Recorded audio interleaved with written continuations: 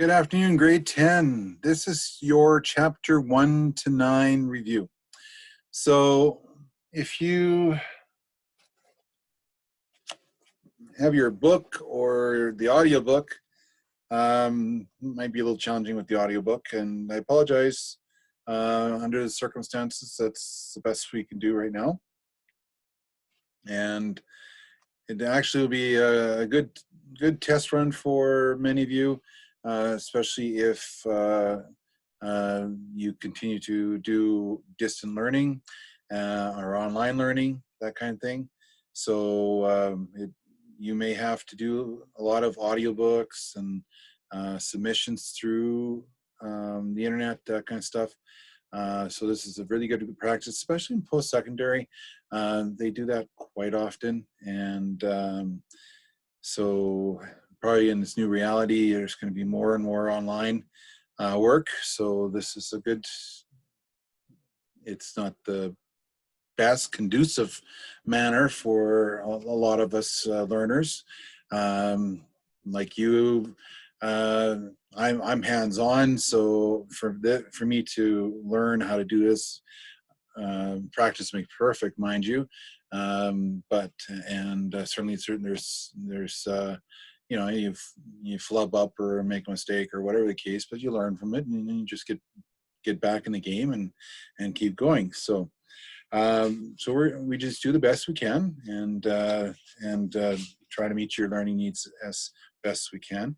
And so please have those conversations with me as soon as possible, and instead of leaving it to the last possible second, because that just adds more stress to your plate, and not just for you as well, because now we're trying to scramble and trying to find ways to adapt and do whatever we can to meet your learning needs in a shorter amount of time than we would have had if we've had these conversations sooner. So if you don't get anything out of the chapter itself, the beginning of each chapter, you hear a dialogue between Graf and mainly Anderson or some other members of the governing bodies on planet Earth through in the international fleet.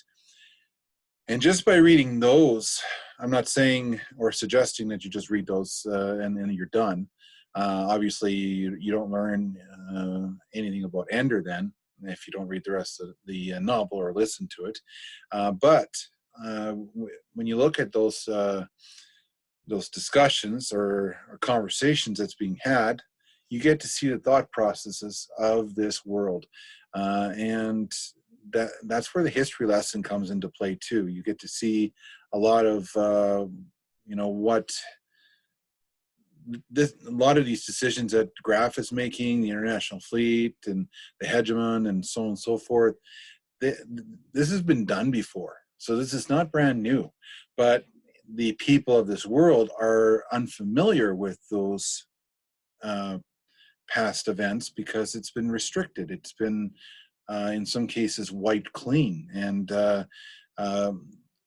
with every war, the history is written by the victors, the one who are champions or win the battle. So we don't get the full story until after the fact, when we get personal accounts and things like that. So a long time, the atrocities of World War II were unknown to the world until it finally came to the surface that there were atrocities taking place during World War II. And we had genetic engineering, we had advancements in military weaponry and warfare and so on and so forth, which has led to the confrontations we've had in the last 25 years or so. This pandemic we're going through, this is not a new thing. Our planet has gone through pandemics before.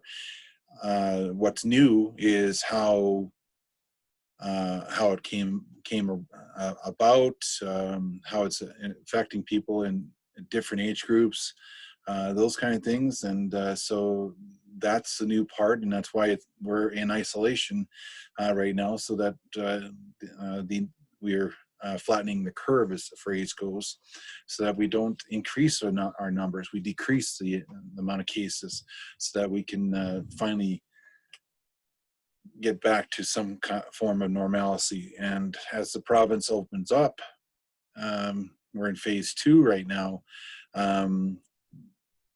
Again, it's not back to normal. We still have to have self-distancing and things like that. And so we have to be cautious about how we take care of ourselves. And if we take care of ourselves, then we're taking care of others at the same time. The decisions we make affect those around us. The phrase, the decisions that the decisions dictate the lives we lead. Okay, so what kind of life do you want to lead? What kind of life is being led in this world? And they're being led by fear. Okay, and they're utilizing children to fight that fear, to end all wars. Now, does that sound familiar? So, the beginning novel, through chapter 1 to 9, we see how Graf is continuing his, one, he admires Ender. 2, he sees Ender as his ticket to being the one that found the solution to the bugger problem, and so that there be no more wars. Now, here's a what if scenario. What if, okay, they accomplish everything they need to accomplish, the buggers are defeated, and what then? What happens to the kids? Do the kids go back to, like, can they go back to being kids? Can they go back to their normal regular life, or are they are they too far gone, and they're going to be in the military for the rest of their life, or they're going to be those tools of war for the rest of their life until the next generation comes up? Those kind of things. So a lot of scenarios of what if could happen, but you could, once you start seeing the bigger picture, how it's impacting not just you but those around you, you can start changing history so it doesn't repeat itself. You can create a new history, one that is more equal, and one that's more diverse and more engaging, more accepting, more on freedom, the actual freedom, instead of giving up your freedom in order to have more security. If we all get along, we're secure. That should be the result of those actions. And then, of course, freedom would be the natural byproduct of that. So each chapter has its own title and focuses on each character or component of the novel, or certain actions or events that are going to take place in the novel. And then you get to see the decision-making processes of Ender. And then we also find out what Peter and Valentine have up their sleeve as they challenge the system in chapter 9. That's where we left off there.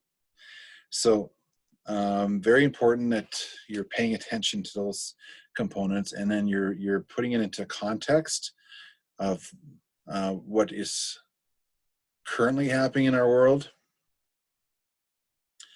How did it get to this point?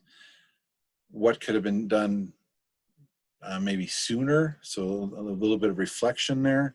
And so once you become aware of that, then you can create a plan of not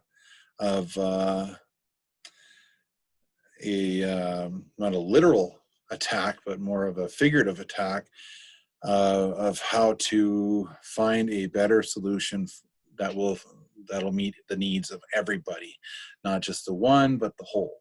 Okay, or the few or the many. If I bring in some Star Trek Vulcan stuff, so the needs of the many outweigh the needs of the few.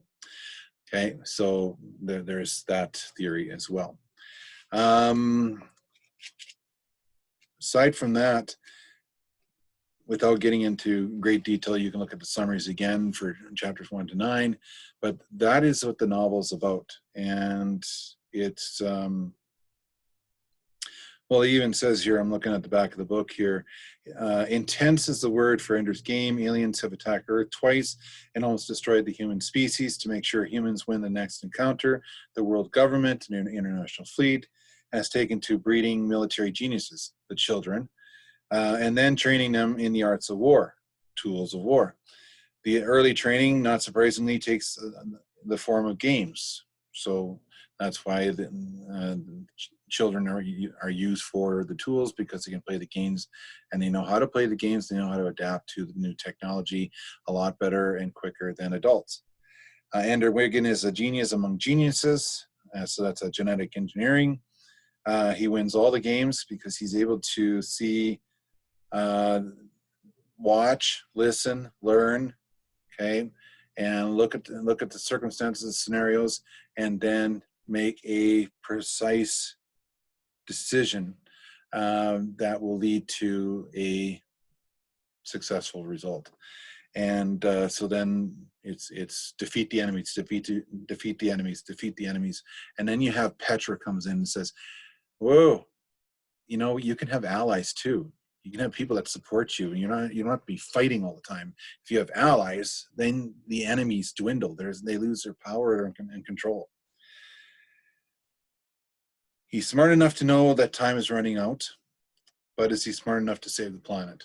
Okay, and change the dynamics of the way of thinking on this planet too, because they've had decades of propaganda and coercion and stuff like that, manipulation, fear tactics, that kind of stuff, in order to create the powerful international fleet as it is right now, and you know,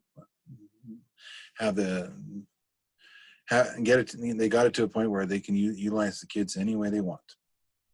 And right now, just a basic tool, a tool for war, and a tool for victory.